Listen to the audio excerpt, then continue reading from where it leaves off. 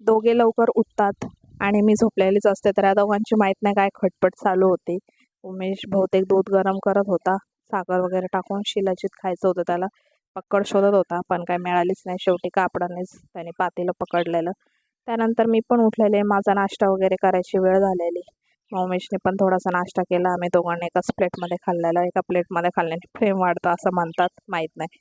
तर डमरूची चाललेला धिंगाणा, डमरू खाली राहतच नाही आता सध्या. तो बोलतो की मला फक्त उचलून घ्या. तर मग इथं त्याला जरा डान्स करत होते मी. त्याला टी व्ही जवळ ठेवलेलं आणि म्हटलं जरा आता आंघोळ घालूया, थोडा टाईमपास करूया. पण त्याला त्याच्या बापू दिलं तर तो झोपून घेतला त्याने. मग परत थोड्या वेळानंतर उठला तो. त्यानंतर मी डायरेक्टली काय रेकॉर्ड नाही केलं, डायरेक्टली संध्याकाळचंच रेकॉर्ड केलेलं. उमेश पण त्याच्या कामाला गेलेला.